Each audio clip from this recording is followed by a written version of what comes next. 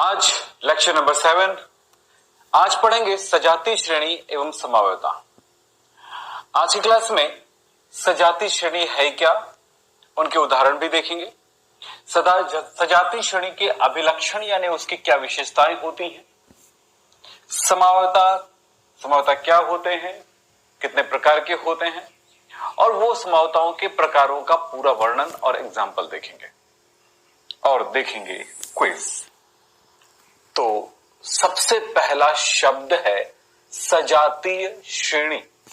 सजातीय, स मतलब समान, जाति वाला, समान गुणों वाला, समान, उसमें कुछ समानता ऐसी है जिसको हम एक साथ एक वर्ग में रख सकते हैं। और श्रेणी का मतलब होता है एक क्रम, यानी एक निश्चित क्रम में या तो बढ़ते हुए गुणों के आधार पर या घटते हुए गुणों के आधार पर एक निश्चित क्रम में होगा। सजातीय श्रेणी, अब यहां पर समान जात की बात कर रहे हैं, समान प्रकार की बात कर रहे हैं। जैसे कि अगर आपने सिंपल सा बात कहे, एल्केन जितने कंपाउंड होंगे जो एल्केन होंगे, तो एल्केन का मतलब क्या हुआ, ऐसा यौगिक जिनमें कार्बन कार्बन के बीच में सिंगल बॉन्ड होगा। अब इनमें सबसे पहला शुरुआत हो ही जाता है CH4 का। इसमें 2 कार्बन नहीं है, लेकिन एक कार्बन की चारों आवश्यकता पूर्ण है। दूसरी C2H6, फिर C3H8, C4H10। क्या अंतर है इनमें, आपस में अगर देखें तो क्या जुड़ते जा रहा है, इसमें जुड़ते जा रहा है CH2। परमाणु भार कार्बन का 12, हाइड्रोजन का 1, तो 2 हाइड्रोजन से 2 हो गया, और कार्बन का हो गया 12, तो 12 धन 2 14, तो परमाणु भार 14। तो 14 अब कहेंगे कि ये सभी सजातीय यौगिक है, समान जाति वाला यौगिक है। इसका मतलब हुआ कि मीथेन और इथेन के बीच में अगर संबंध है, अंतर है, तो सिर्फ इतने ही का ही, बाकी सब कुछ सेम होगा। यानी किन्हीं 2 समान जात वाले यौगिकों के बीच में या सजातीय यौगिकों के बीच में अंतर सिर्फ CH2 का होगा। चाहे CH2 एक बार आए या 2 बार आए या 3 बार आए या 4 बार आए। अगर श्रेणी में बात करें तो हर एक बार बढ़ते जाते पर, वो क्रम बनते जाने पर CH2 एक एक बढ़ते जाता है। या यूं कहेंगे कि उसमें परमाणु भार, ये सर अणुभार बोलेंगे, अणुभार शब्द सही है। आणविक द्रव्यमान में 14 का अंतर आएगा, 14 बढ़ते जाएगा। सजातीय श्रेणी, अल्कोहल का सजातीय श्रेणी, एल्डिहाइड का सजातीय श्रेणी, कार्बोक्सिलिक एसिड का सजातीय श्रेणी। तो सजातीय श्रेणी का मतलब आपको समझ में आ चुका होगा कि इसमें अल्कोहल में क्या होगा, ROH लिखते हैं, CH3OH, CH3 CH2OH, CH3 CH2 CH2OH। यहां पर भी तो ऐसा ही हुआ है, CH4 CH3 CH3, एक CH2 बढ़ा क्योंकि यहां पे 4 हुआ, तो एक हाइड्रोजन अलग करके वहां पे बीच में आ गया, CH3 CH2 CH3। यहां पर भी आप देख रहे हो कि CH3 CH2 CH2 CH3, CH2 बढ़ते जा रहा है। तो ये क्रमवार बढ़ रहा है, इसलिए इन क्रमों को, इस ऑर्डर को श्रेणी कहा जाएगा, सीरीज कहा जाएगा। तो होमोलॉगस सीरीज का मतलब हो गया कि वे कार्बनिक यौगिकों की श्रेणी जिनमें CH2 में अंतर होता है, परमाणु भार में 14 का अंतर हो, परमाणु भार की जगह पे यहां पर लिख दूं, परमाणु भार नहीं, अणु भार में 14 का अंतर होता है, क्रियात्मक समूह समान होते हैं, सजातीय श्रेणी कहलाता है। अल्कोहल की सजातीय श्रेणी methanol, ethanol, propanol, butanol, pentanol, hexanol, heptanol, octanol, nonanol, decanol, undecanol, dodecanol, tridecanol. इस तरह से सजातीय श्रेणी बन जाएगा। सजातीय श्रेणी की क्या विशेषताएं हैं, क्या उसके कैरेक्टरिस्टिक्स है, अभिलक्षण है, एक अभिलक्षण आपको दो अभिलक्षण आपके पास क्लियर हो चुका है। एक तो CH2 में अंतर, दूसरा पर अणुभार में 14 का अंतर। तो चलें देखें। श्रेणी के सभी सदस्यों को एक समान अणु सूत्र में प्रदर्शित किया जा सकता है, यानी इसका सामान्य सूत्र जो होगा एक ही प्रकार का सामान्य सूत्र होगा। सामान्य सूत्र जैसे कि अगर हम एल्कोहल की बात करते हैं, अगर मैं एल्केन की बात करूं तो एल्केन का सामान्य सूत्र क्या होगा? CnH2n+2। एल्कीन में CnH2n, एल्काइन CnH2n-2, एल्कोहल, अब एक हाइड्रोजन हटा करके O जोड़ दीजिए एल्केन से, तो CnH2n+1 OH। एल्डिहाइड का सामान्य सूत्र क्या होगा? CnH2n+1 CHO। Carboxylic acid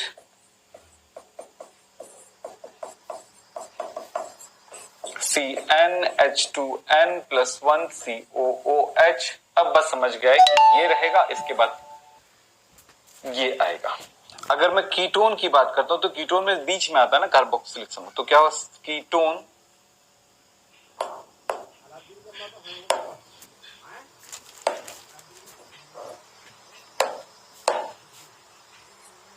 ketone में क्या होगा?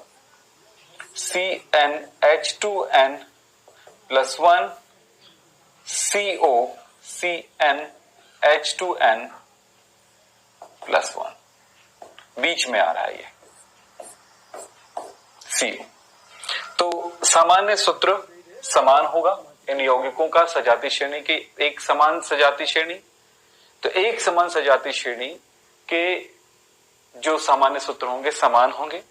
दूसरा, इनमें अंतर जो होगा वो CH2 में वृद्धि के साथ होगा या अणुभार में 14 के वृद्धि के साथ होगा।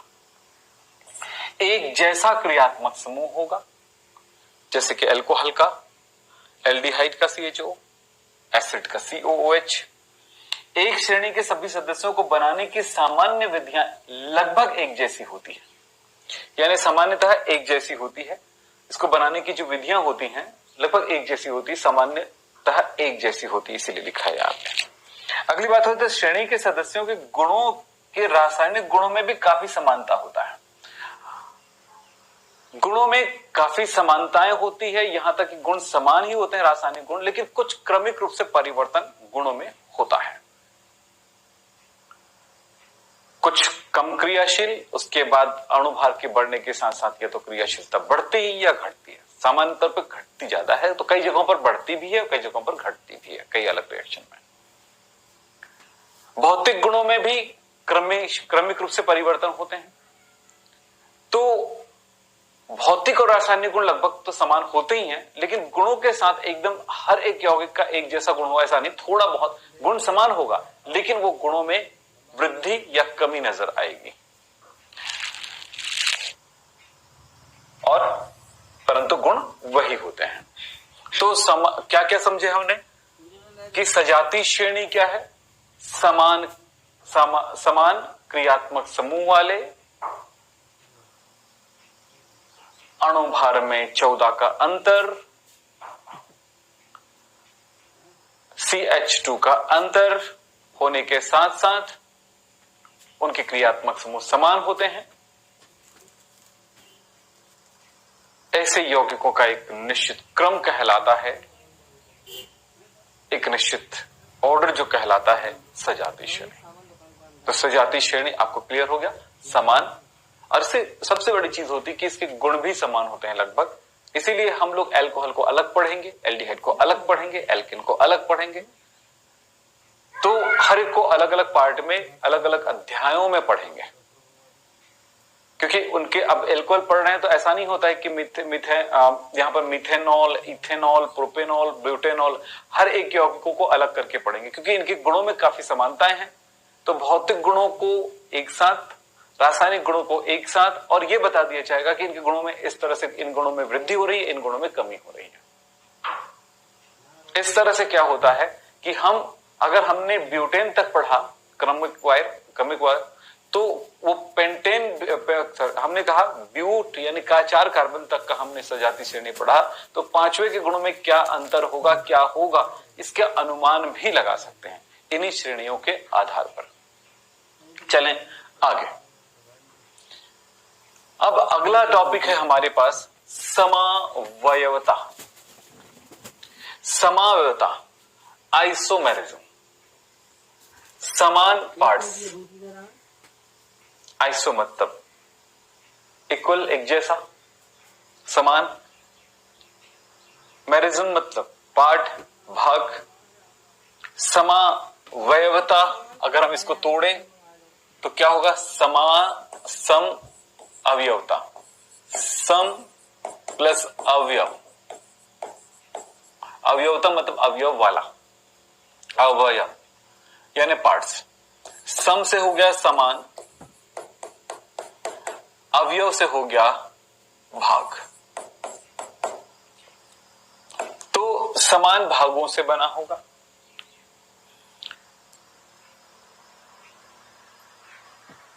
यहां पर इस चीज को समझने के लिए एक एग्जांपल देखें। C2H6O यानी कि 2 कार्बन 6 हाइड्रोजन वाला यौगिक के बारे में। तो हम इस जगह पर देखेंगे कि 2 प्रकार का यौगिक बनाता है। एक यौगिक है CH3CH2OH, एक दूसरा यौगिक है CH3OCH3। अब संरचना सूत्र जानते हो बेटा, तो संरचना सूत्रों का बहुत बड़ा महत्व है हमारे केमिस्ट्री में, ऑर्गेनिक केमिस्ट्री में। तो इसलिए अब चूंकि हम वो संरचना सूत्र क्या होता है, कैसे बनाया जाता है, ये हमने इस पे काफी डिस्कशन की है, इसलिए यहां पर हमें इस बारे में बात नहीं करना है। हमें फॉर्मूला मिलेगा, हमारा दिमाग काम कर जाएगा, इसकी संरचना सूत्र ऐसी है। हमें सोचना है, आपको सोचना है। तो यहां पर देखें C2H6O, इसमें भी उतना ही कार्बन है, उतना ही, दोनों में देखिए उतना ही कार्बन है, उतना ही हाइड्रोजन है, उतना ही ऑक्सीजन है, यानी अवयव समान है 2, लेकिन दोनों अलग अलग तरह के यौगिक हैं। अगर हम यहां पर देखें तो ये अल्कोहल है और ये ईथर है। क्रियात्मक समूह चेंज हो गया, क्रियात्मक समूह अंतर है। यहां पर क्रियात्मक समूह OH का क्रियात्मक समूह है, जबकि यहां पर क्रियात्मक समूह O है। ये अल्कोहल है, अलग तरह का यौगिक है। इनके गुण इनके गुणों से मेल नहीं खाते हैं, बिल्कुल भी मेल नहीं खाते हैं। तो इनके दोनों के गुण अलग है। भौतिक गुणों में भी काफी अंतर है, रासायनिक गुणों में भी काफी अंतर है। तो गुणों में अंतर है, 2 अलग यौगिक हैं। जब कार्बन बराबर है दोनों में, जब हाइड्रोजन बराबर है दोनों में, ऑक्सीजन बराबर है दोनों में, तो फिर इनके गुणों में समानता होनी चाहिए थी। दोनों यौगिक एक जैसा होना चाहिए था। तो यहां पर कहेंगे 2 अलग अलग यौगिक जिनके गुणों में कोई समानता नहीं है। ऐसे 2 यौगिकों के अगर अणुसूत्र समान हो, इनको क्या बोलते हैं, अणुसूत्र है, और ये इस तरह से बना हुआ है इसके संरचना सूत्र में। अणुसूत्र में समानता हो, लेकिन उनके जो अवयवी तत्व हैं उनकी व्यवस्था में अंतर आ गया हो, जिसके कारण वो यौगिक अलग है, तो ऐसी घटना को कहा जाता है समावयवता। मैंने क्या बोला, ध्यान से सुनिएगा। 2 या 2 से अधिक यौगिक जिनके केवल अणुसूत्र समान है, मतलब उसमें किसी एक अणु, उनके अणुओं में, उनके किसी एक अणु में, यानी उनके अणुओं में परमाणुओं की संख्या समान है। 2 या 2 से अधिक यौगिक जिनके अणुओं में परमाणुओं की संख्या समान है, परंतु उनके परमाणुओं की व्यवस्था में अंतर होने के कारण, उनकी जमावट में अंतर होने के कारण वो यौगिक ही अलग है, उनके गुण अलग हैं। तो ऐसी घटना को हम समावयवता कहते हैं। समझ रहे हैं, इनके और इनमें क्या अंतर है, समझ में आया? इनमें दोनों में अंतर इस चीज का है कि दोनों यौगिक ही अलग है। पहली बात तो यह है। क्यों अलग है? क्योंकि इनके संरचना सूत्र ही अलग है। देख लीजिए इसमें कैसे जुड़ा हुआ है, कार्बन कार्बन O और H ऐसे जुड़ा हुआ है, जमावट कुछ ऐसी है, संरचना सूत्र अलग है। इसमें क्या हुआ कि कार्बन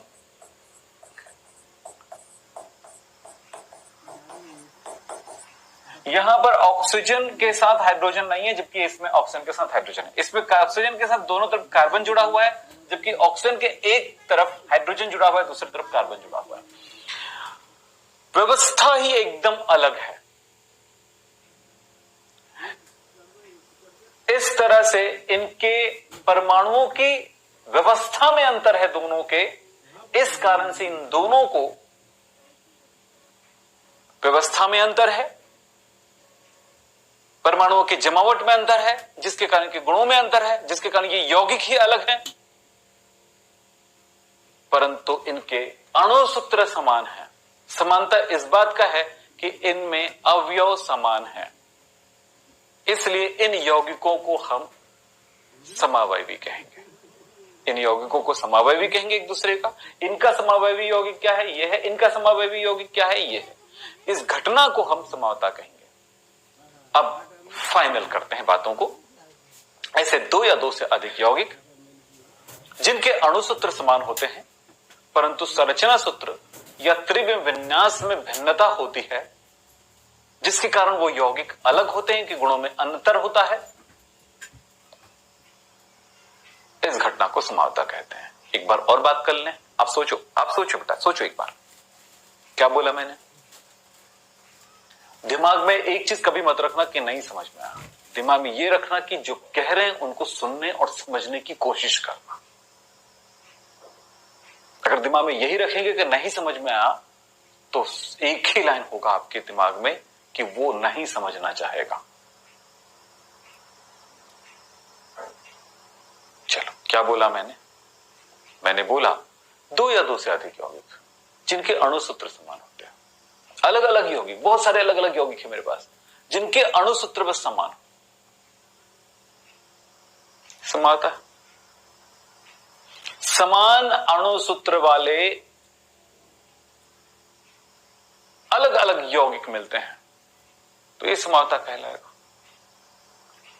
समान अणुसूत्र वाले दो या दो से अधिक यौगिक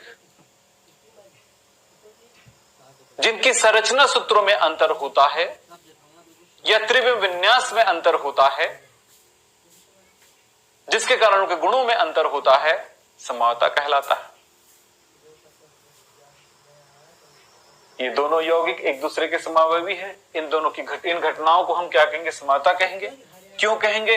क्यों ये दोनों देखो, ये अलग यौगिक, ये अलग यौगिक है, परमाणुओं की व्यवस्था में अंतर है, इस घटना को हम समावता कहेंगे। लेकिन परमाणु देखो, परमाणु दो कार्बन इसमें भी है, 6 हाइड्रोजन इसमें भी, दोनों में है, और एक ऑक्सीजन दोनों में है, तो अणुसूत्र तो समान हुए। तो ऐसे यौगिकों को कहा जाता है समावयवी एक दूसरे का, और इस घटना को कहा जाता है समावयता, यानी कि आइसोमेरिज्म। दो या दो से अधिक यौगिकों के अणुसूत्र समान परंतु संरचना सूत्र या त्रिविम विन्यास में भिन्नता होती है, इस घटना को समावता कहते हैं। उन यौगिकों को समावयवी कहते हैं। बहुत बढ़िया सा हल्का फुल्का परिभाषा है।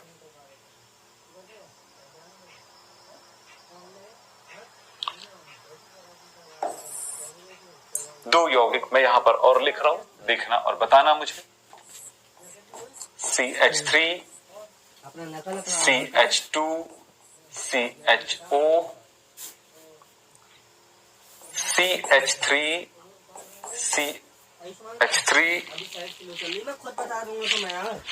CO CH3, दोनों में बताइए कि क्या समान है। कोशिश करिए, दोनों में सोचिए और बताइए, क्योंकि सोचना तो आप ही को है बेटा। तो बताइए दोनों में समान क्या है, बस समानता क्या है, सोच लिए।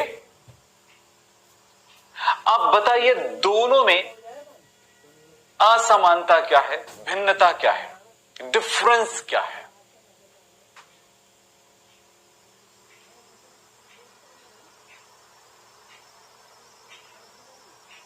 कुछ दिखा?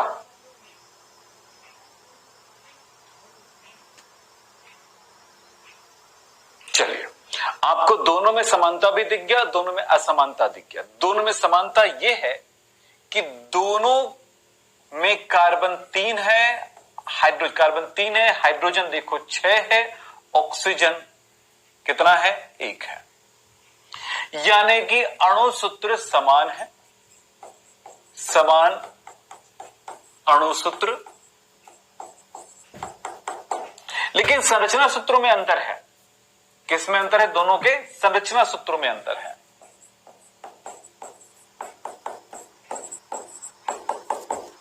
में अंतर है। और संरचना सूत्रों में अंतर किस कारण से है? एक में ये एल्डिहाइड समूह है और दूसरे में ये देखिए ये एल्डिहाइड समूह हो गया, ये एल्डिहाइड CHO है और दूसरे में CO यानी CO समूह है। यानी कि एक एल्डिहाइड है, एक कीटोन है। एक एल्डिहाइड है, एक कीटोन है। ये एल्डिहाइड है और एक कीटोन है। तो एल्डिहाइड और कीटोन देखिए आपने, एक एल्डिहाइड है और एक कीटोन है। दोनों में किस चीज का अंतर हुआ? उसके क्रियात्मक समूह में अंतर हुआ। संरचना सूत्र में अंतर, एक एल्डिहाइड एक कीटोन है और इस तरह से इसके क्रियात्मक समूह में अंतर हुआ।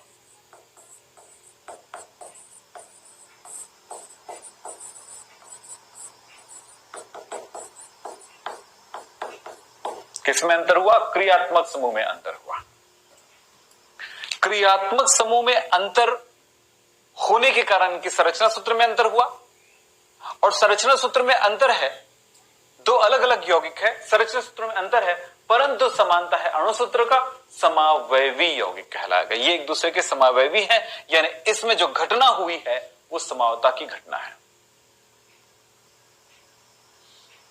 तो ये दोनों एक दूसरे के समावयवी है और इस घटना को हम समावता कहेंगे। बात समावता शब्द आपको क्लियर हो गया होगा। अब चलते हैं, समावता का वर्गीकरण करें तो सिंपल समावताओं का वर्गीकरण कैसे कर सकते हैं? देखें समावता कितने प्रकार का होता है। समावयवता, बेटा मेरे साथ पढ़ते समय लिखा भी करो ना, लिखोगे ज्यादा समझ में आएगा। दो प्रकार के समावता होता है, एक होता है संरचनात्मक समावयवता और दूसरा होता है त्रिविम समावता।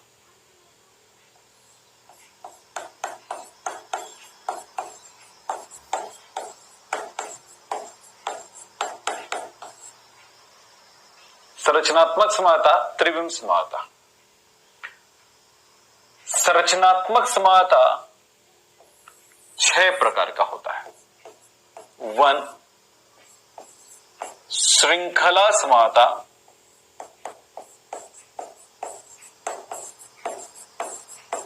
Chain isomerism. दूसरा क्रियात्मक समावता, क्रियात्मक समूह समावयवता। तीसरा स्थान समावता।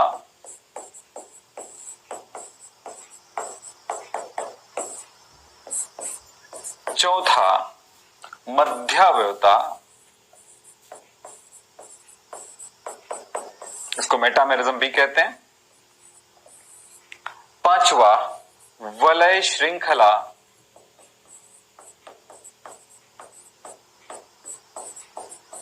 समावयवता और छठवां होता है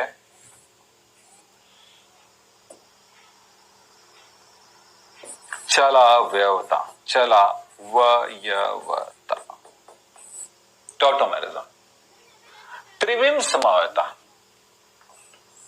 दो प्रकार का देखने को मिलेगा। एक प्रकार को हम कहते हैं विन्यासी और दूसरे को कहते हैं संरूपी। तो विन्यासी समावयवता,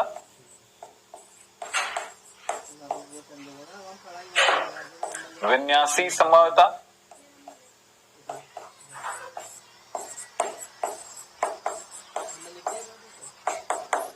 और दूसरा होता है त्रिविम समावयवता।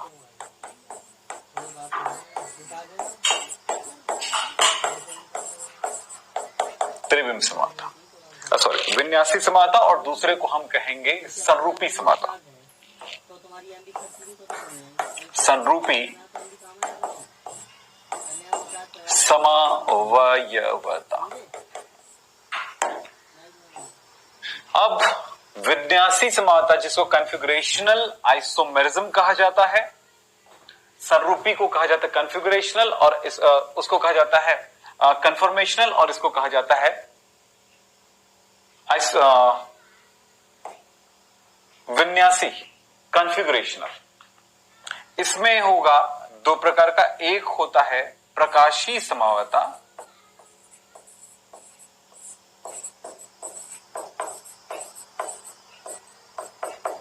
और दूसरा होता है ज्यामिति समावयवता।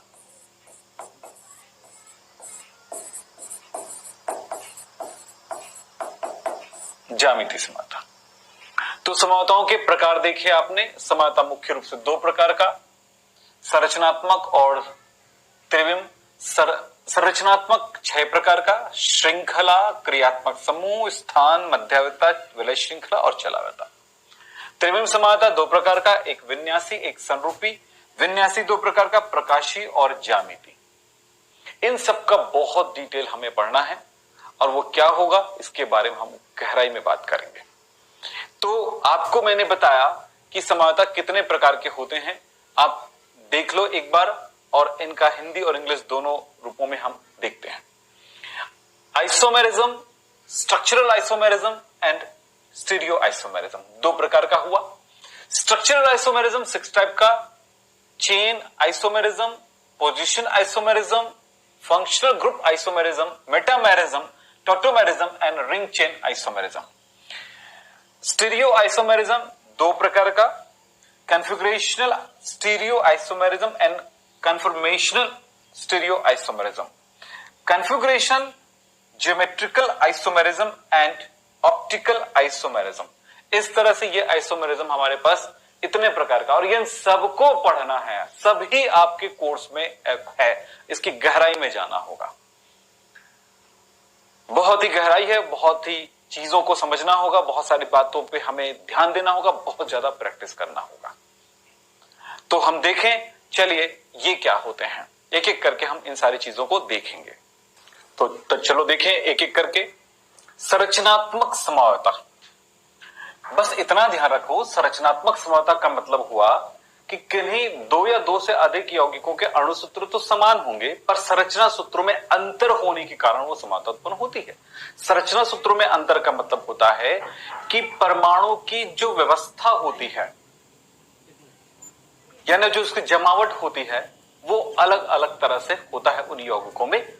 इसलिए तो यहां पर हम बात कर रहे हैं संरचनात्मक समावयवता अणुओं के संरचना सूत्रों में भिन्नता के कारण होता है। यानी 2 या 2 से अधिक यौगिक जिनके अणु सूत्र समान होते हैं, परंतु उनके संरचना सूत्र अलग होता है। अणु सूत्र समान, संरचना सूत्र अलग, बस इतना ध्यान रखना। अणु सूत्र समान, संरचना सूत्र में अंतर, या परमाणु की व्यवस्था में अंतर, संरचना सूत्रों में अंतर। तो ऐसे समावयवता को ये देखो, इसको क्या कहते हैं, संरचनात्मक समावयवता कहते हैं। ये हमने देखा 6 प्रकार का होता है, श्रृंखला, स्थान, क्रियात्मक, मध्यावयवता, चलावयवता और वलय श्रृंखला। एक एक करके हम इनके बारे में बात करते हैं। सबसे पहले श्रृंखला। श्रृंखला का मतलब समझते हो, चेन का मतलब समझते हो, यानी 2 या 2 से अधिक यौगिक जिनके अणु सूत्र समान हो। चलो मैं यहां पर बनाता हूं, एक एग्जांपल लेता हूं। C4, कम से कम 4 कार्बन होगा तभी स्टार्ट हो सकता है श्रृंखला समानता।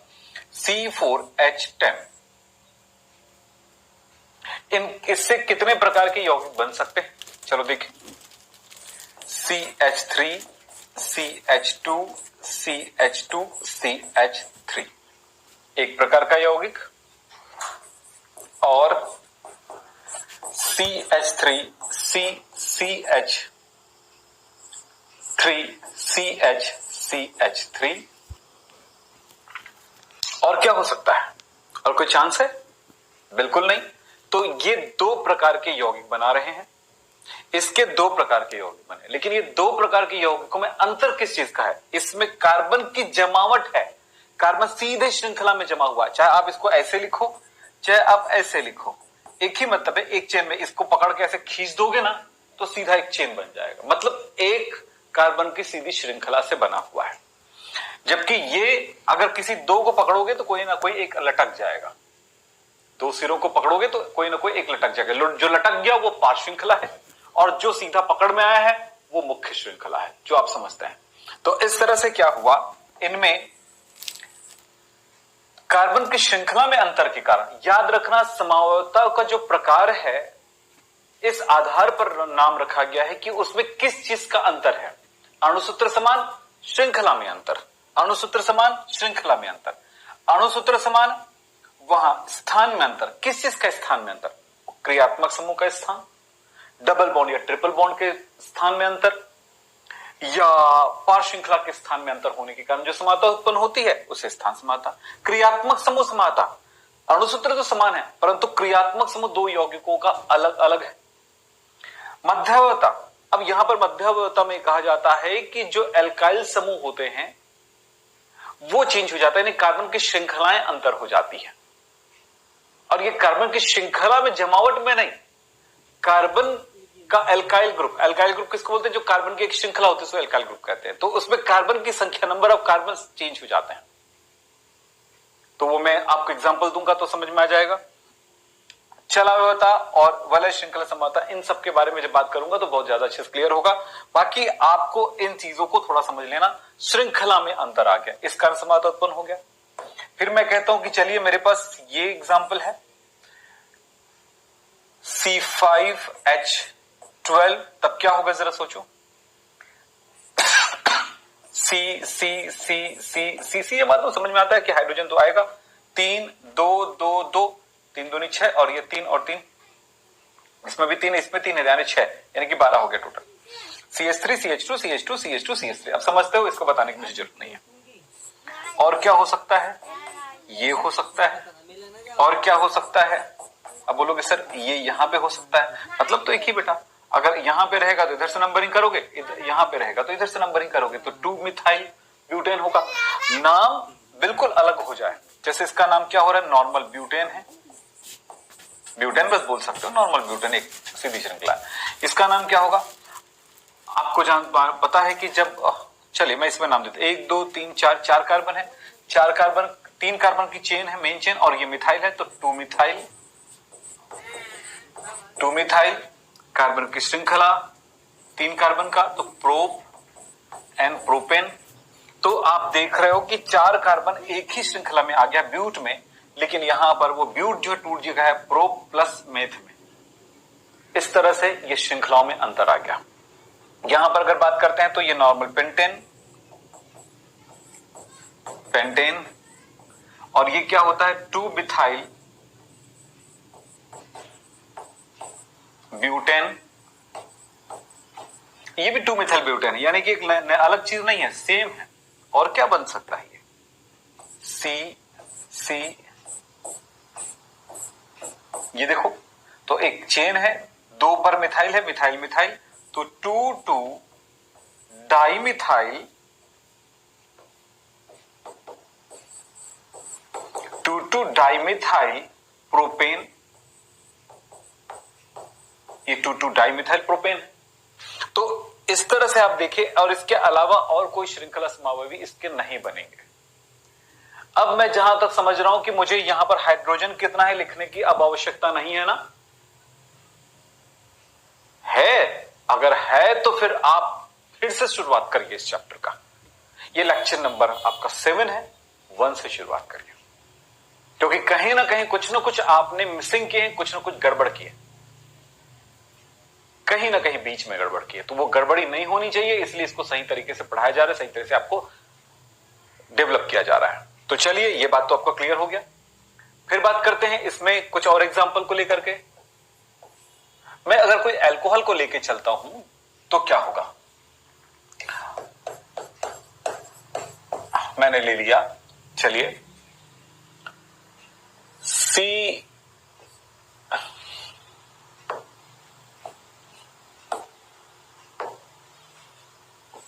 CH3, CH2, CH2, CH2OH, ये क्या है, ब्यूटेन है, ब्यूट एन 1 ऑल है। मैं क्या करूं, कार्बन की श्रृंखलाओं को इस तरह जमाऊं कि वो ब्यूट जो टूट जाए, पार श्रृंखलाएं भी आ जाए, CH3, CH3, H, CH2OH। अब देखो, एक मेन चेन हो गया, तो क्या नाम हो गया, 2 methyl prop single bond N 1 all.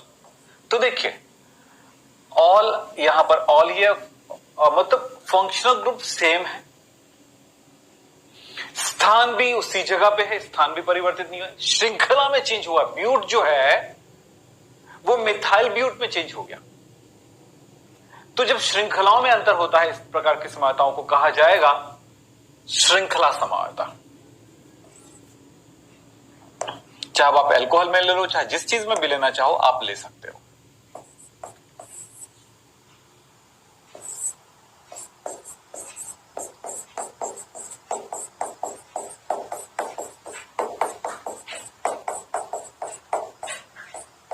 चलिए, ये आप देखिए, 1 2 3 4 5 6 कार्बन की श्रृंखला है। इसका और क्या, 1 2 3 4 5 और मैंने OH लगाया, ये CH3,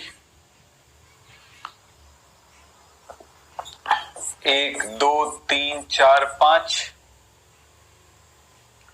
1 2 3 4 5 और मैंने OH करा, और फिर मैंने एक CH3 को यहां पर लगाया और दूसरा CH3 को मैं यहां पर लगाया। तो बताओ क्या अंतर आया। इसमें है 1 2 3 4 5 6 कार्बन की श्रृंखला है, इसमें भी 6 कार्बन, 1 2 3 1 2 1 2 3 4 5 6 कार्बन की श्रृंखला है। कार्बन की संख्या, हाइड्रोजन की संख्या, ऑक्सीजन की संख्या, कोई चेंज नहीं आएगा। यहां पर श्रृंखला समानता तभी होगा जब श्रृंखला बस अंतर हो, कुछ भी और चीजें चेंज ना हो। चलो चेक करते हैं। यहां पे नाम है हेक्स एन 1 ऑल। मैं एक एक चीजों को स्पष्ट लिख रहा हूं नाम में। यहां पर नाम क्या है, 1 2 3 4 5, 4 मिथाइल पेंट एन 1 ऑल। यहां पर आप चेक करिएगा क्या गड़बड़ नजर आता है, क्या सही है। 1 2 3 4, ध्यान से देखिए। तो 3 3 dimethyl prop single bond an 1 ol. क्या नजर आ रहा है यहां पर और यहां पर, इन दोनों में तो समानता है, श्रृंखला समानता। क्यों? क्योंकि हेक्स जो है 2 कार्बन की श्रृंखलाओं के साथ चेंज हो गया, मिथाइल 2 मिथाइल आ गया। यहां पर श्रृंखला एक पार श्रृंखला है ना, यहां पर 2 पार श्रृंखला हो गया। अब इनमें और इनमें भी यही अंतर आया, यही श्रृंखला में, पार श्रृंखला में इनके और इनके बीच में 2 प्रकार का अंतर नजर आया। एक तो पार श्रृंखला, यहां पर एक ही पार श्रृंखला, मेन चेन 5 कार्बन का है, यहां पर मेन चेन 4 कार्बन का है, और पार श्रृंखला एक एक कार्बन का 2 पार्ट में। तो श्रृंखला में तो अंतर आया, यानी श्रृंखला समानता इनके बीच है। एक और समानता अंतर आ गया, देखिए कि इसमें एक मिथाइल जो 4थे कार्बन पर है, जो कि यहां पर वही मिथाइल 3रे कार्बन पर है। तो इन दोनों के बीच में दो प्रकार के समानता हमको नजर आ रहा है। एक तो श्रृंखला में अंतर के कारण समानता नजर आया, और दूसरा स्थान में अंतर, पार श्रृंखला के स्थान में अंतर, यानी स्थान समानता भी है इसमें। प्रश्न ऐसा भी हो सकता है कि इसमें दोनों के बीच में कौन सी समानता है। तो यहां पर दो प्रकार की समानता नजर आ रहा है। एक, पार श्रृंखला का स्थान चौथे पर है, जबकि यहां पर पार श्रृंखला का स्थान तीसरे पर है। एक, इस कारण से यह स्थान समानता भी है। दूसरा, पार श्रृंखलाएं सिर्फ एक है, इसमें पार श्रृंखला इसमें दो है। टोटल कार्बन बराबर होना चाहिए भाई, टोटल हाइड्रोजन कार्बन ऑक्सीजन जो भी हो कभी चेंज नहीं होगा, अणुसूत्र समान होगा। तो इसमें श्रृंखला समानता भी है। हम सिर्फ श्रृंखला समानता को प्रदर्शित करना चाहते हैं तो हमें कुछ काम करना पड़ेगा। हम कुछ ऐसा कर लेते हैं, चलिए CH3 कर दिया,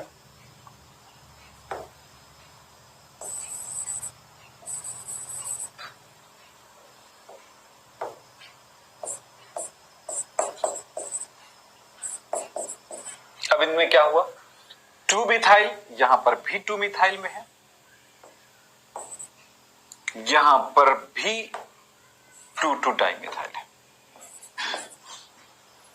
स्थान कहीं पर चेंज नहीं हुआ, बस श्रृंखलाएं अंतर हो गई। और चेक कर लें,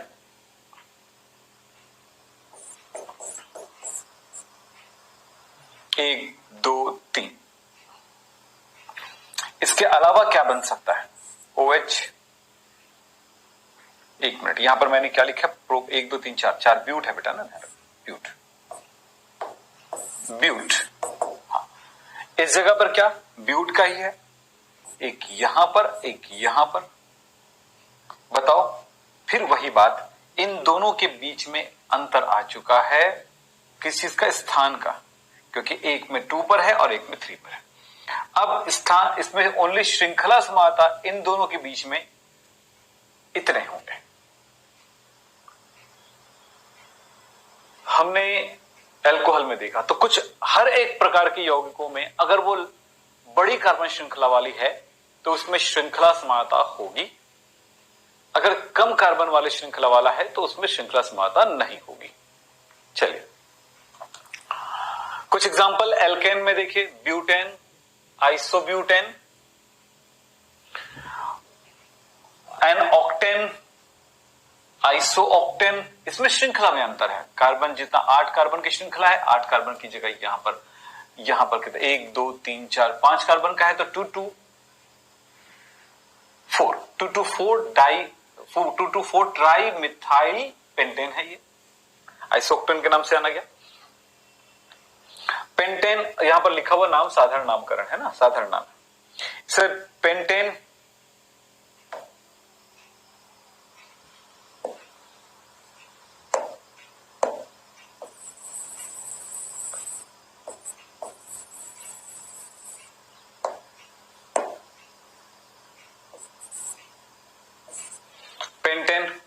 पेंटेन में ये 3 प्रकार की श्रृंखला समानता आपको देखने को मिल रहा है।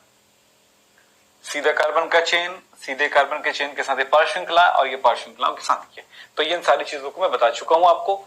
ऐसे ही और भी समानताओं के साथ और भी एग्जांपल आप देख सकते हैं। अल्कोहल अणुसूत्र समान, ब्यूटेनॉल के साथ श्रृंखला में अंतर आया, श्रृंखला समानता। एमीन, C4H12,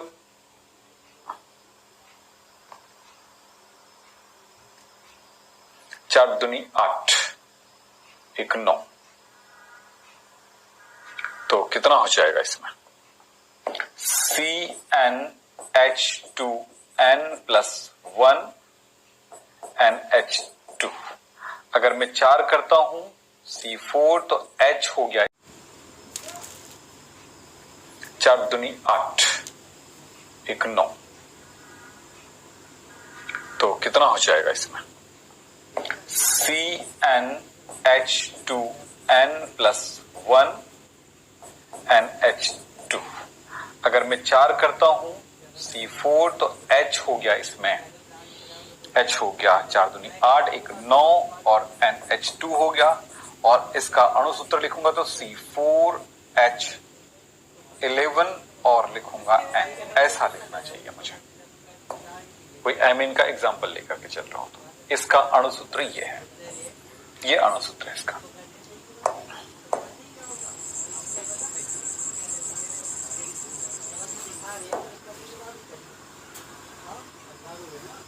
चल, तो एमीन में भी हमने इस प्रकार का क्या देखा, श्रृंखला समाता एक लंबी चेन है और ये श्रृंखलाएं अंतर आ गया, श्रृंखलाएं जो अंतर आ गया, 4 कार्बन की श्रृंखला निकल गया। इस तरह से इनमें हमने कौन सा समाता देखा, हमने श्रृंखला में अंतर होने का समाता देखा, तो श्रृंखला समाता कहलाएगी है। तो ये काफी आसान हो गया आपके लिए। अब मैं एक और समाता बता रहा हूं, वो है स्थान समाता। स्थान समाता क्या होगा, स्थान में अंतर के कारण हो सकता है कि पार्श्व श्रृंखला अंतर हो, जगह स्थान में अंतर हो, डबल बॉन्ड में स्थान में अंतर हो, या क्रियात्मक समूह के स्थान में अंतर हो, इस प्रकार के समाता को हम स्थान समाता कहेंगे। चलो एग्जांपल देखते हैं।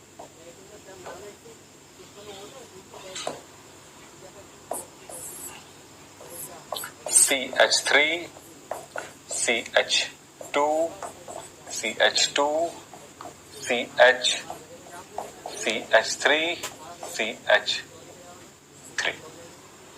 1 2 3 4 5 2 मिथाइल पेंटेन, 2 मिथाइल पेंटेन है ये। इसको यहां पर डाल देते तो क्या बनेगा, CH3 CH2 CH CH3 CH2 CH3 क्या मिला देखो तो 1 2 3 1 2 3 4 5, तो 3 मिथाइल पेंटेन। बेटा सब कुछ सेम होगा, सिर्फ अंतर होगा नंबर का, स्थान में अंतर होगा। स्थान में किस चीज का अंतर, यहां पर मैंने पार्श्व श्रृंखला में बताया, डबल बॉन्ड ट्रिपल बॉन्ड में भी अंतर होगा, तो भी इस तरह की समाता देखने को मिलेगा। CH3 CH2 CH2 CH double bond CH3 CH3 CH2 CH double bond CH CH 1 2 3 4 5 1 2 3 4 5 3 क्या है ये देखो 1 2 3 4 5 5 है तो पेंड है और 1 पर इन है, 1 पर डबल बॉन्ड है। ये क्या होगा, पेंट है और 2 पर इन है, पेंट 2 इन कहलाएगा। तो दोनों में अंतर को ध्यान से देखिए, किस चीज का अंतर है, नंबर में अंतर है, यानी स्थान में अंतर है, स्थान समाता। ऐसे 2 यौगिक, 2 या 2 से अधिक यौगिक जिनमें स्थान में अंतर हो, स्थान समाता कहलाता है। और भी चीजें देख लीजिए। तीसरा number CH3 CH2 CH2 OH CH3 CHOH CH3 prop single bond N 1 all. अब आप ये समझ लो कि IUPAC नेमिंग आपको यहां पर मदद कर रहा है समावताओं के प्रकारों को समझने में। चलो यहां पर ध्यान देते हैं, prop single bond N 2 all, यहां पर 1 पर है, यहां पर 2 पर है ना स्थान समावता। चौथा CH3 CH2 CH2 CH3 CH2 COOH। अब CH3 1 2 3 4 CH2 CH CH3 COOH। अब बताओ इन दोनों में कौन से समावता है, स्थान देखते हैं, चेक करते हैं। बिल्कुल हमने OH यहां था, हमने यहां पे डाला, इसमें OH यहां पर है, हमने यहां पे डाला, ठीक है। चलो चेक करते हैं। नंबरिंग इसकी यहीं से कार्बन से स्टार्ट होता है, कार्बनिक। अगर किसी क्रियात्मक समूह में कार्बन है तो वह कार्बन पहला कार्बन होगा, यदि किसी क्रियात्मक समूह में कार्बन है तो उसका कार्बन अगर कार्बन श्रृंखला के साथ कंटिन्यू हो रहा है, जुड़ा हुआ है, तब उस स्थिति में वो कार्बन पहला होगा, फिर दूसरा, तीसरा, चौथा, पांचवा। ये कार्बन भी इससे जुड़ा है तो 1 2 3 4। देखें क्या होगा, इसका नाम होगा pent single bond N 1 oic acid. यहां पर नाम क्या होगा, 2 मिथाइल। भाई चेन में मुख्य चिन्ह तो यही होगा, 2 methyl but single bond N 1 one. यहां पर बहुत सारे चेंजेस हुआ, 1 oic acid, sorry 1 oic acid. क्या चेंज हुआ, ओइक एसिड का स्थान चेंज नहीं हुआ तो स्थान समानता तो हुआ नहीं इसमें। दूसरी बात है, यहां पर 5 कार्बन का एक सीधा चेन है, यहां पर 5 कार्बन टूट चुका है 4 कार्बन और यहां से 1 कार्बन में, यानी इन दोनों के बीच में जो समावता है वो श्रृंखला समावता है।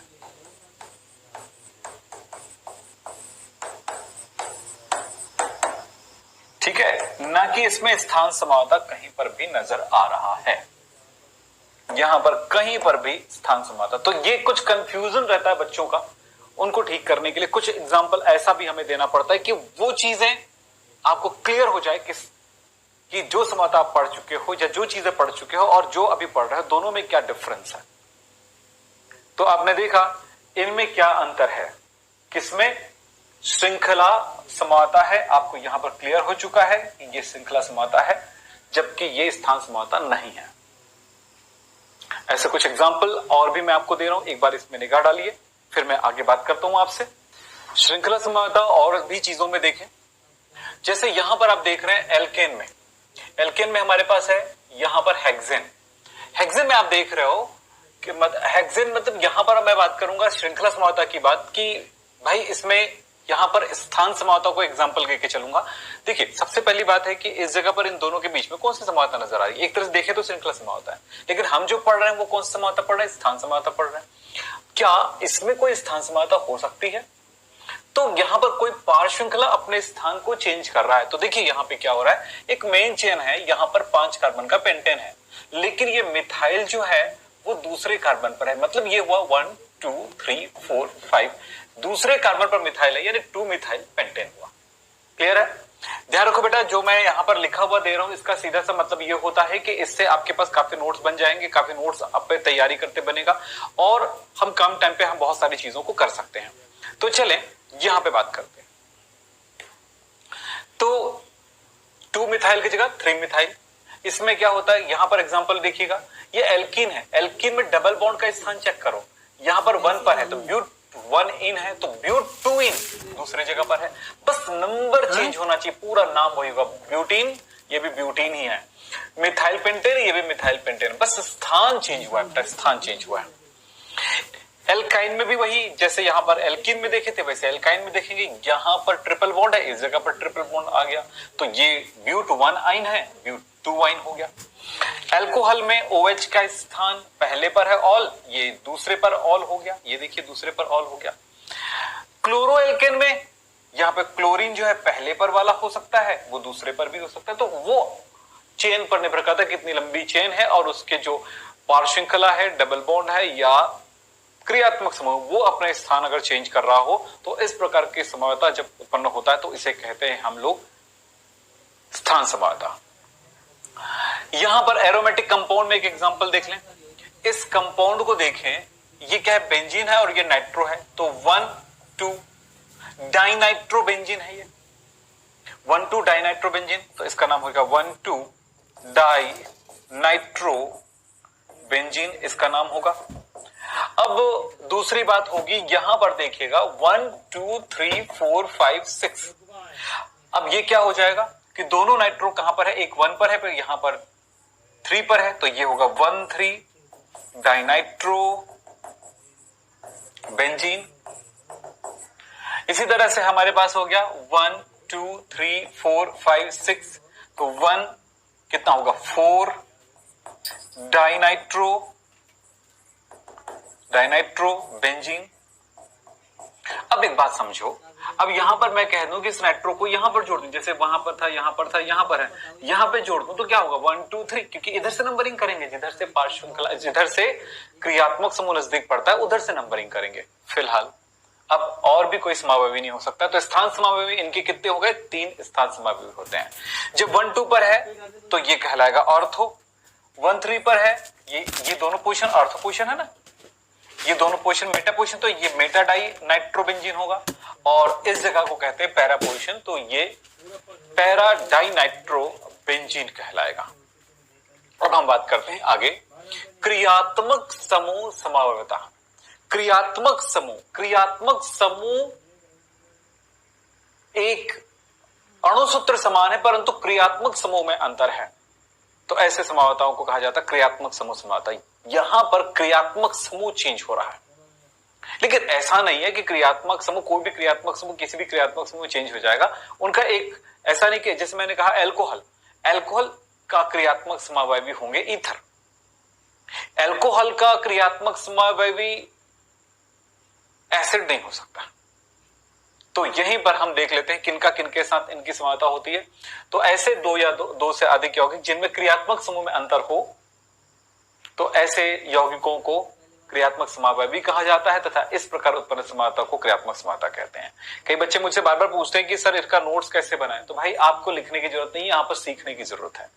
आप लिख के क्या करेंगे, अगर लिखना है तो आपके पास लिखा हुआ है, कॉपी और पेन लेकर के प्रैक्टिस करिए, बात समझ में आ जाती है। क्योंकि ज्यादा लिखना नहीं, हम आपके सामने ये चीज है इसलिए दे रहे हैं कि आपको हमेशा हेल्प मिले अच्छे पढ़ाई करने का, नहीं तो हम पूरे ब्लैंक बोर्ड में ही आपको पढ़ा देते हैं इन सारी चीजों को। ठीक है, तो ये ऐसा नहीं कि इनको हम पढ़ पढ़ के सुनाएंगे तभी आप समझेंगे, ऐसा नहीं है।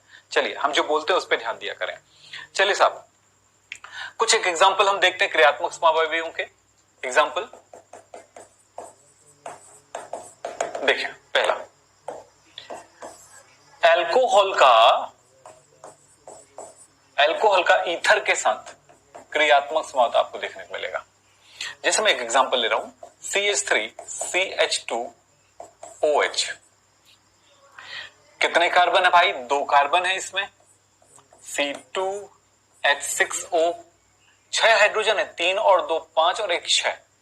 इसके समावयवी कौन हो गए, CH3OCH3। ये और ये एक दूसरे के क्रियात्मक समावयवी है। इसमें क्रियात्मक समूह OH है, इसमें क्रियात्मक समूह O है। क्रियात्मक समूह OH है मतलब ये अल्कोहल है, और ये क्रियात्मक समूह O है, O की दोनों संयोजकताएं एल्काइल ग्रुप से जुड़ा हुआ है, यानी कि ये ईथर है। और भी एग्जांपल को ले सकते हो। दूसरा एल्डिहाइड, एल्डिहाइड का कीटोन के साथ होता है। एल्डिहाइड का किसके साथ, कीटोन के साथ होता है। कैसे, CH3CH2CHO, ये क्या चीज है, एक एल्डिहाइड है, क्योंकि CHO क्रियात्मक समूह है। यहां पर ये जो CO है, COH है, तो क्या होगा यहां पे CH3C डबल बॉन्ड OCH3। देखो क्रियात्मक समूह यहां पर क्या हो गया, कीटोन है यहां पर, जबकि एल्डिहाइड है तो ये कीटोन। थर्ड देख लेते हैं एसिड का, कार्बोक्सिलिक एसिड। एसिड का एस्टर के साथ क्रियात्मक समावयवता पाई जाती है। कार्बोक्सिलिक एसिड CH3CH2COOH, ये कार्बोक्सिलिक एसिड है। ये वाला भाग इसके बीच में नजर आए तो क्या होगा, CH3C डबल बॉन्ड OCH3। देखो ये एस्टर है। अब तो क्रियात्मक समूह वगैरह सब आसानी समझ में आ चुका है वो आप लोगों को। और ये क्या चीज है, कार्बोक्सिलिक एसिड है। इसी तरह से एक आध एग्जांपल और देख लेते हैं। चलिए 4 एमाइन। एमाइन में आपको देखने को मिलेगा, एमाइन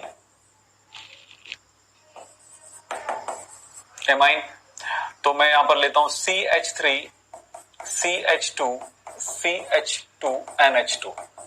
ये एक प्राइमरी एमाइन है। और अब CH3CH2NH यहां पर आपको दिख रहा है, देखो सेकेंडरी एमाइन है ये, second degree amine, secondary S भी लिख सकते हो, 2 डिग्री भी लगा सकते हो, 2 डिग्री या सेकेंड डिग्री एमाइन है। नाइट्रोजन के संयोजकताएं अलग अलग एल्किल समूह के साथ जुड़ा हो सकता है। एक एल्काइल के साथ जुड़ा हो तो प्राइमरी एमाइन, 2 एल्काइल के साथ जुड़ा हो तो सेकेंडरी, और 3 एल्काइल से जुड़ा हो तो टर्शरी होगा। CH3 N CH3 CH3, ये टर्शरी एमाइन होगा। इस तरह से आप ये भी देख सकते हो, CH2 double bond CH, single bond CH, double bond CH2। अब यहां पर ये इनके साथ CH3 CH2C triple bond CH, double bond का ट्रिपल बॉन्ड के साथ ये एल्कीन है, ये कैसा डाई एल्कीन है, तो इसका नाम क्या होगा, 4 कार्बन का है तो 4 कार्बन को क्या कहेंगे, ब्यूट 13 डाई, नंबर के बीच में हम लगाते हैं कॉमा, डाई इन, ये डाई इन है। ये क्या है भाई बताओ, 1 2 3 4, 4 को कहेंगे ब्यूट, 1 पर है 1 आइन। तो जहां पर ये क्रियात्मक समूह, एक तरह का क्रियात्मक समूह, इसको सब्सिडियरी क्रियात्मक समूह कहा जाता है। तो आपने देखा कि इनमें किनका किनके साथ क्रियात्मक समूह में समावयवता पाई जाएगी और क्रियात्मक समूह समावयवता क्या होते हैं। चलिए सब आगे बढ़ते हैं, कुछ एग्जांपल और भी देख लेते हैं। यहां पर देखिए, इस जगह पर आपको देखने को मिल रहा है साइक्लोप्रोपेनॉल। साइक्लोप्रोपेनॉल में क्या है आपको पता होगा, CH CH2 CH2 और ये है OH। यहां पर 3 कार्बन CH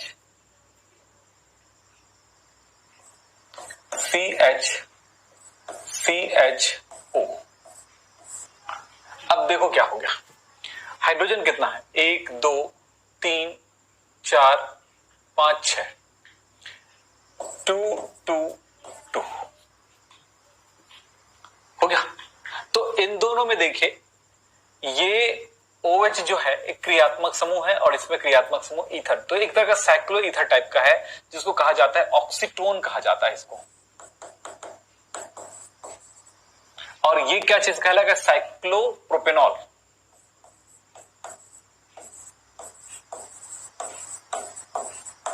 इसको साइक्लोप्रोपेनॉल कहलाएगा। ऐसे ही यहां पर ये जो लाइन स्ट्रक्चर में दिखाया है इसको ओपन चेन दिखाया है, यानी कि आप युक्ति सूत्र के रूप में दिखाया है। तो इसको मैं बता चुका हूं प्रोपेनल एल्डिहाइड का कीटोन में, ठीक है। इसी तरह से इसी चीज का और इनके साथ भी इनकी समानता देखने को मिल सकता है। देखिए मैंने यहां पर लिखा है CH3 C double bond O CH3। अब ये क्या करेगा, CH3 की जगह पे हमने डबल बॉन्ड को कार्बन के बीच में ले आया, डबल बॉन्ड को कार्बन के बीच में ले आया, तो CH2 double bond CH, 3 carbon CH2OH। Hydrogen जितना इसमें है उतना ही रहेगा। हाइड्रोजन देखो 3 दूनी 6, 1 3 4 और 5 6, तो ये क्या बन गया, एक तरह का एल्कीन। अब यहां पर क्या हुआ, 1 2 3, अब अच्छा इसके साथ 1 2 3 पहले पर ऑल है तो 2 पर है ये, तो क्या नाम लिखोगे, प्रो। डबल बॉन्ड के लिए 2 पर है इन और है 1 ऑल। एलाइल एल्कोहल कहलाता है ये, एक साधारण नामकरण में क्या कहलाता है, एलाइल एल्कोहल। चलिए एलाइल शब्द का उपयोग क्यों करते हैं, जब जरूरत पड़ेगी मैं जरूर बताऊंगा एक बार। तो ऐसे ही यहां पर कार्बोक्सिलिक अम्ल का एस्टर के साथ, तो ये सारी बातें मैं पढ़ा चुका हूं आपको। कीटोन का एल्डिहाइड के साथ क्रियात्मक समूह समावता होगा।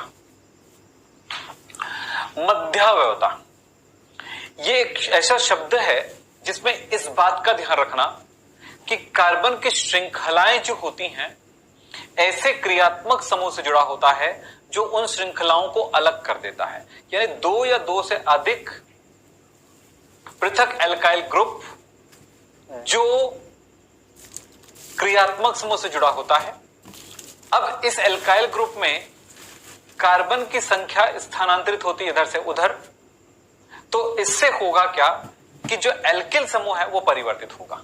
अगर मैं सिंपल भाषा में बोलूं तो कुछ ऐसा एक एग्जांपल को देकर के आपको बोलने वाला हूं। चलिए देखिएगा उदाहरण, इसको ध्यान से देखना ना बेटा, बस एक छोटी सी बात पे ध्यान देना। CH3 CH2 CH2O CH3, इसका मध्यावता कैसे होगा? मेटामेरिज्म कहते हैं।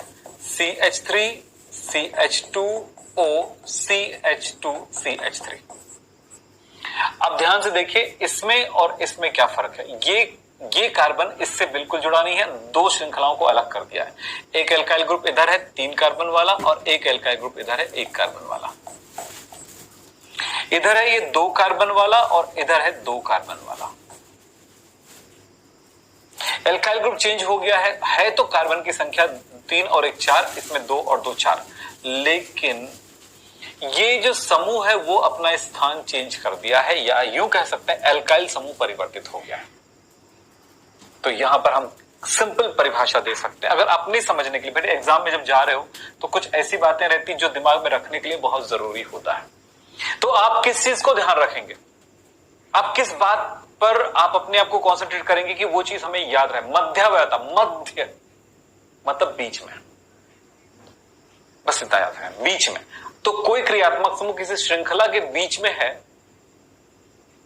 अब वो अपना मध्य का स्थान दूसरे मध्य में स्थानांतरित कर रहा हो, जैसे इस जगह से इस जगह पे जा रहा हो, तो इससे क्या होगा? एल्काइल समूह परिवर्तित होते हैं। ऐसी समावता जिसमें 2 या 2 से अधिक एल्काइल समूह हो और वो एल्काइल समूह परिवर्तित होती है, चेंज होती है, जिसकी वजह से समावता उत्पन्न होता है, तो इसको मध्यवता कहते हैं। या क्रियात्मक समूह मध्य से मध्य में जा रहा हो तब। अब यहां पर कुछ बातों पे भी ध्यान देंगे। चलिए साहब, ये हमने ईथर में देखा, ये ईथर में देखने को मिलेगा। दूसरा मैं सेकेंडरी एमाइन में बात करूंगा, 2 डिग्री एमाइन में देखने को मिलेगा। CH3 CH2 CH2 NH CH3। देखो ये इससे इन दोनों के बीच में आ जाएगा तो क्या बन जाएगा? बन जाएगा ये CH3 CH2 NH CH2 CH3। ये क्या हुआ? KLMNOP, मिथाइल प्रोपाइल ईथर है ये। इसका नाम क्या है? Methyl propyl ether, methyl propyl ether. और ये क्या चीज है? Ethyl, ethyl propyl di ethyl ether, di ethyl ether. यहां पर क्या देखने को मिला है? ये भाई मैं यहां पर नामकरण साधारण लिख दूं ना, अगर आप IUPAC से नामकरण लिखना चाहते हो तो आपको मैं बता चुका हूं, बिल्कुल आसान। ये होगा मिथॉक्सीप्रोपेन, इसका होगा इथॉक्सी इथेन। तब इस जगह पे क्या होगा? ये सेकेंडरी एमाइन क्या है? मिथाइल, एन मिथाइल, इसका नाम लिख देता हूं, एन मिथाइल। यहां से पूरा एक चेन के साथ इनका नाम होगा prop, single bond an amine. ये क्या हो जाएगा? एन इथाइल इथेन एमीन। ठीक है, नामकरण बता चुका हूं, इसलिए यहां पर नामकरण के बारे में बात नहीं करेंगे। ठीक है, तो हमने देखा कि इसमें एल्काइल समूह परिवर्तित होते हैं, 3 कार्बन 1 कार्बन जो है 2 कार्बन 2 कार्बन वाला पार्ट में। तो तृतीयक एमाइन में भी ऐसे ही होगा। अब मैं बात करता हूं, कुछ लोग कीटोन में भी यह बात करते हैं। कीटोन में, कीटोन को थोड़ा समझे। CH3 CH2 C double bond O CH2 CH3, CH3 CH2 CH2 CO CH3। अब इस बात को ध्यान रखें कि क्रियात्मक समूह जो है वो देखो 2 एल्काइल के, इधर भी 2 एल्काइल 2 एल्काइल के बीच में है। यहां 3 एल्काइल और एक एल्काइल के बीच में है। यानी कि क्या चेंज हुआ, एल्काइल समूह चेंज हुआ, एल्काइल समूह चेंज हुआ, इसलिए इसको कहेंगे हम लोग मध्यावता। यहां पर भी देखने को मिला है। कुछ लोग इसको नहीं मानते मध्यावता, कुछ लोग मानते हैं। रीजन बताता हूं। मानने का क्या रीजन है कि क्रियात्मक समूह अपना स्थान चेंज करा है ना, श्रृंखला में स्थान चेंज हुआ। लेकिन इसको अगर नामकरण के बेस पर अगर चेक किया जाए तो आप एक चीज नजर आएगा, देखिएगा 1 2 3 4 5 एंड 1 2 3 4 5 कार्बन की 5 कार्बन की श्रृंखला, एल्काइल ग्रुप, कोई बिल्कुल चेंजेस नहीं नजर आ रही है। ऐसे में क्या कि पेंट एन 3 ओन, पूरा नाम यही है, पेंटेनोन है ये, लेकिन यहां पर 3 पर है और यहां पर चेक करो तो नजर आता है पेंटेनोन, तो पेंटेन, और यहां पर ओन जो है 2 पर आ रहा है। तो यहां पर नंबर चेंज हुआ है, तो ऐसा लग रहा है कि ये स्थान समावता है। तो कुछ बुक्स में भी ये चीज एक तरह से मेंशन रहता है कि कहीं पर वो कंफ्यूजन क्रिएट करता है लोगों को, क्योंकि हम तो वही पढ़ेंगे और वही पढ़ाएंगे जो एग्जाम के लिए रेफर किया गया। जैसे बुक्स वगैरह में आप देखेंगे तो इनको कहा जाता है कि ये मध्यावता है, लेकिन कई जगह पर यह बहस छिड़ा हुआ है कि भाई इसको मध्यावता कैसे कहोगे, क्योंकि यहां पर एल्काइल समूह अलग अलग नहीं है, जबकि आप अगर देखा जाए तो ये एल्काइल पार्ट हो गया, ये भी एल्काइल पार्ट हो गया, ये एक एल्काइल। तो ये क्या चीज हुआ, अगर मैं कीटोन वाला नाम लिख के लिखो चलो, तो ये इथाइल, इथाइल डाई इथाइल, इसको कीटोन बोलते हैं साधारण नाम में, डाई इथाइल कीटोन। और ये क्या कहलाएगा, मिथाइल प्रोपाइल कीटोन, तो ये हो जाएगा मिथाइल प्रोपाइल कीटोन। पर चूंकि कार्बन श्रृंखला एक है इसलिए कुछ लोग इसको स्थान समावता कह देते हैं, लेकिन कहीं पर एल्काइल समूह के साथ बात करते हैं तो इसको कहेंगे क्या कहेंगे, मध्यावता। तो फिलहाल ये मध्यावता में ज्यादा से ज्यादा लोग ज्यादा से ज्यादा इस पे वोट करते हैं कि ये मध्यावता है। चलिए अब हम बात करते हैं टॉटोमेरिज्म यानी चलावता की बात करते हैं। चलावता है क्या चीज, चलावता बिल्कुल सिंपल से कुछ बातों पे अपने दिमाग को सेट करना है। एक बात है कि यह एक विशेष प्रकार की समावता है या इस विशेष प्रकार की क्रियात्मक समावता है। समावताओं में यह देखते हैं कि 2 या 2 से अधिक यौगिकों के अणुसूत्र समान होते हैं, यही है समावता। इसमें यह नहीं होता है कि जैसे 2 समावयवी हैं यानी ये दोनों है एक दूसरे में परिवर्तित हो रही, ये बात नहीं होती समावता में। यानी ये अपने स्वतंत्र रूप में अलग यौगिक है, ये अपने स्वतंत्र रूप में अलग यौगिक है। ऐसे ये स्वतंत्र रूप में अलग यौगिक है, अलग यौगिक, जितने भी आप समावयवी देखेंगे ये अलग यौगिक है, ये अलग यौगिक है, अलग अलग कंपाउंड होते हैं और वो एक दूसरे में परिवर्तित होंगे, कोई गारंटी नहीं है, ना होंगे जब तक कि कोई रासायनिक क्रिया ना करा जाए या किसी तरह से प्रोसेस ना करा जाए। लेकिन यहां पर यह बात थोड़ा अलग हो रहा है, समावयवी एक दूसरे में परिवर्तित हो जाते हैं। यह एक विशेष प्रकार की क्रियात्मक समावता है जिसमें समावयवी एक दूसरे में परिवर्तित होते हैं तथा उनके मध्य एक गतिक संतुलन होता है, डायनेमिक इक्विलिब्रियम होता है, एक गतिक संतुलन होता है, मतलब एक दूसरे में परिवर्तित। तो एक समावयवी हुआ और ये दूसरा समावयवी एक दूसरे में यहां पर परिवर्तित होते हैं, ये कह रहा है। तो इतनी बातें एक इसका कुछ विशेष बातों को दर्शाता है। ये क्या है, एक क्रियात्मक समावयवता है, समावयवी कैसा, विशेष प्रकार की। विशेष प्रकार की क्यों, क्योंकि इनके समावयवी एक दूसरे में परिवर्तित होते हैं और इनके सिर्फ 2 ही समावयवी हो सकते हैं। कोई यौगिक है इसके 3-4 समावयवी हो सकते हैं, लेकिन इसके कितने होते हैं, केवल 2 ही समावयवी होते हैं, एक दूसरा एक दूसरे में परिवर्तित होते रहते हैं और एक दूसरे में अगर हमने कोई ए को लिया बॉटल में तो उसमें बी भी उत्पन्न हो जाएगा, बी लिया तो मैं ए भी उत्पन्न हो जाएगा, दोनों समावयवी एक दूसरे में परिवर्तित होते जाते हैं। अब यह समावयवता पाई बंध एवं प्रोटॉन के चलायमान होने के कारण होता है। प्रोटॉन मतलब होता है हाइड्रोजन, यहां पर H+ और पाई बंध तो जानते ही हो डबल बॉन्ड के साथ रहता है, उनके स्थानांतरित होने के कारण होता है। मतलब यहां पर, और ये किसमें से, वो हाइड्रोजन कहां से निकलता है, इनमें हाइड्रोजन बहुसंयोजक परमाणु से दूसरे बहुसंयोजक परमाणु में स्थानांतरित होते हैं। मैं पूरी बातों को एक एक करके आपको समझाता हूं, आप ध्यान से सुनिएगा, फिर उसके बाद इसमें प्रैक्टिस करिएगा। एक छोटा सा एग्जांपल लेके हम चलते हैं। H C triple bond N। Nitrogen पर एक इलेक्ट्रॉन युग्म होता है, आपको पता है। हाइड्रोजन देखें, ये कार्बन से जुड़ा हुआ है जो कि बहुसंयोजी परमाणु है। बहुसंयोजी परमाणु का मतलब क्या होता है? ऐसा परमाणु जिसकी संयोजकता एक से अधिक होता है। कार्बन की 4 होती है, नाइट्रोजन की 3 होता है, दोनों ही परमाणु बहुसंयोजी हैं।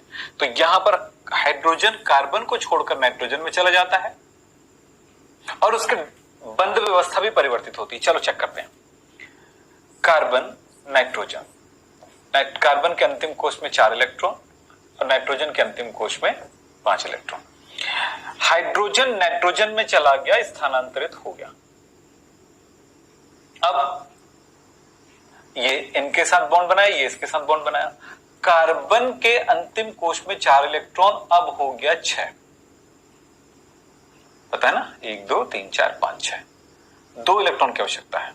सो ये वाला इलेक्ट्रॉन पेयरिंग कर लिया और ये उपसंयोजी बंध बना लिया। क्या हुआ भाई? H C triple bond N electron pair के साथ, और ये दूसरा बन गया है C ट्रिपल बॉन्ड N और यहां पर उपसंयोजी बंध H। तो मैं इसको दूसरी तरह से भी लिख दूं, किस रूप में? H को पहले लिखूंगा तो H के साथ जुड़ा हुआ है N के साथ जुड़ा हुआ है C, ऐसा लिखा हुआ मिल जाता है। और यहां पर इलेक्ट्रॉन पेयर कार्बन में, अभी नाइट्रोजन पे था, अब कार्बन पे आ गया इलेक्ट्रॉन। तो इन दोनों अणुओं के बीच में हुआ क्या है? हाइड्रोजन का स्थानांतरण हुआ नाइट्रोजन पे और बॉन्ड परिवर्तित हो गया। तो ये स्थिति आती है। तो क्या बोलूंगा? पूरी परिभाषाओं को एक स्पेशल तरीके से एक बार सुनिए। और यह एक विशेष प्रकार की क्रियात्मक समानता है जिसमें उनके समावयवी आपस में गतिक साम्य में होते हैं। इनके केवल 2 ही समावयवी होते हैं। कुछ लोग तो इसको समानता ही नहीं मानते हैं। इसके 2 ही समावयवी होते हैं। जब कोई हाइड्रोजन परमाणु बहुसंयोजी परमाणु से दूसरे बहुसंयोजी परमाणु में स्थानांतरित होते हैं तो उनके बंध व्यवस्था भी परिवर्तित होती है, यानी कि हाइड्रोजन के विस्थापन से पाई इलेक्ट्रॉन का विस्थापन होता है, पाई बंध का विस्थापन होता है। इस तरह से जब समानता उत्पन्न होती है तो इसको चलावे होता है, यानी कि टॉटोमेरिज्म कहते हैं। टॉटोमेरिज्म कब कब आएगा और भी एक आध एग्जांपल के साथ हम देखेंगे। टॉटोमेरिज्म 2 प्रकार का आप देखेंगे, एक है द्विक प्रणाली और एक होता है त्रिक प्रणाली। द्विक प्रणाली डाइट सिस्टम कहलाता है। इसमें क्या होता है?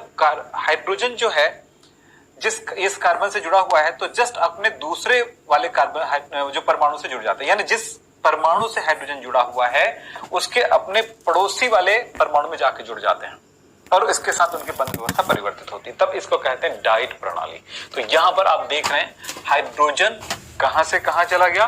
हाइड्रोजन जिस परमाणु से जुड़ा हो उसके अगले परमाणु में चला गया, एक दूसरे पहला परमाणु दूसरा परमाणु दूसरे पर चला गया।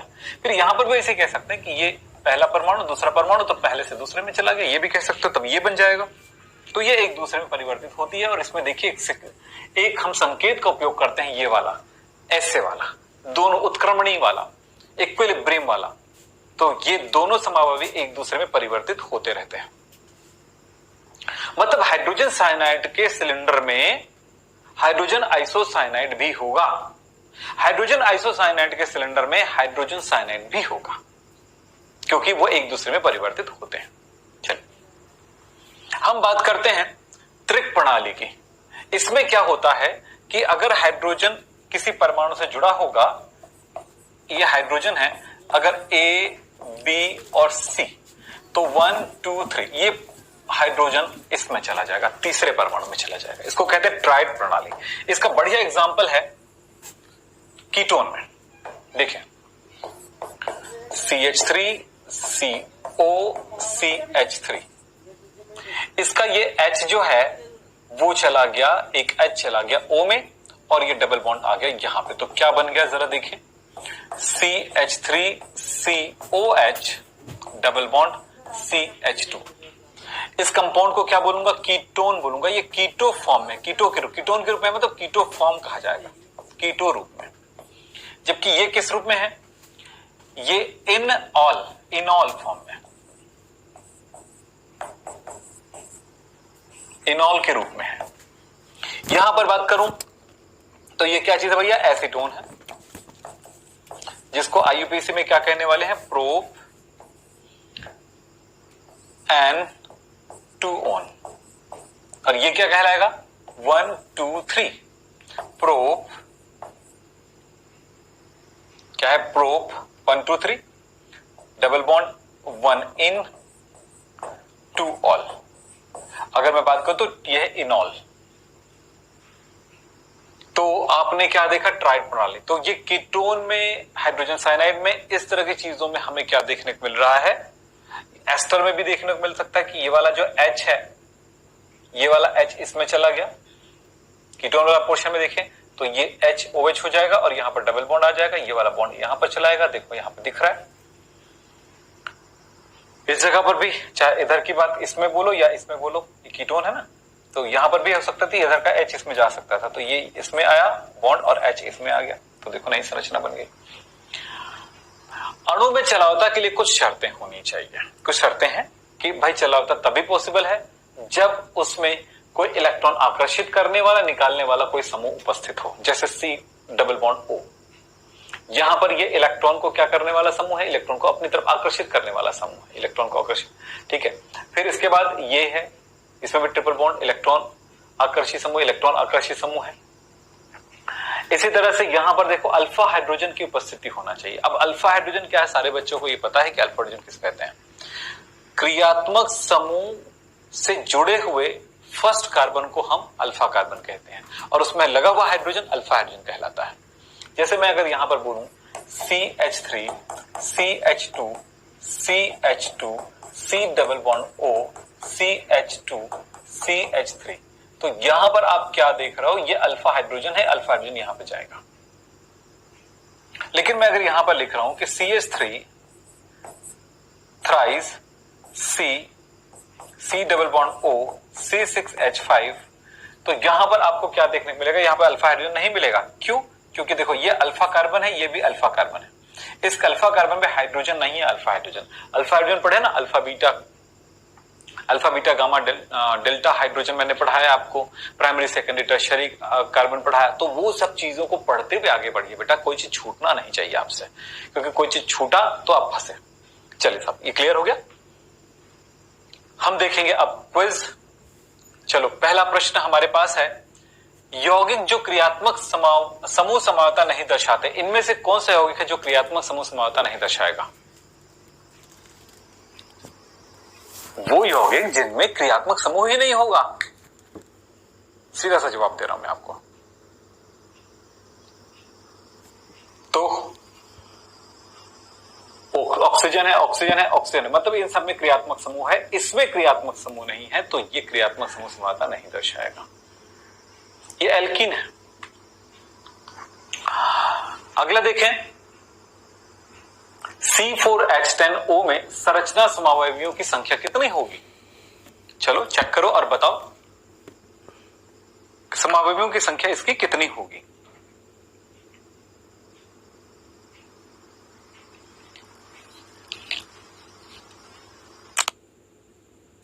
तो हो गया, चलो कोशिश करते हैं।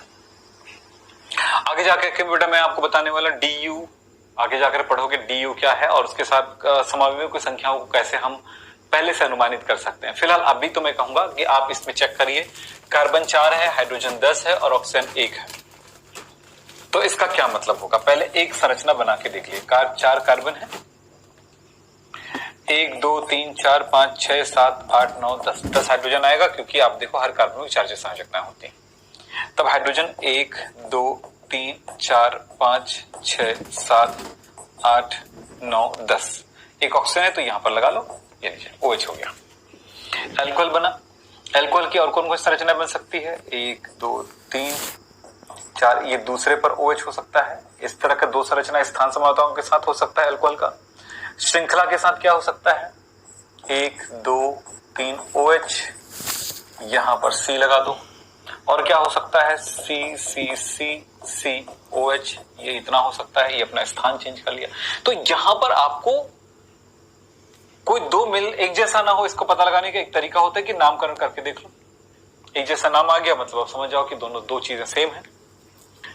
अब और क्या कर सकते हो, इसको मैं यहां लगाया हूं, यहां पे लगाऊंगा तो सेम चीजें बन जाएगा, ऐसा ही यहां लगाया तो ये बन गया, यहां पे लगाऊंगा तो ऐसे ही बन जाएगा, तो कुछ नया नहीं होगा, एक ही टाइप का हुआ। यहां पर 4 कार्बन के साथ है, इसको यहां पे लगा दूं तो सेम चीज बन जाएगा, यहां पे लगाऊंगा तो ये बन जाएगा, मतलब ये एल्कोहल के 4 बनेंगे। अब एल्कोहल का क्रियात्मक समावयवी क्या होते हैं, ईथर, ये होगा। और क्या हो सकता है, OC, और क्या हो सकता है, ये लो OC। मैंने इसको उठा करके यहां पे डाल दिया।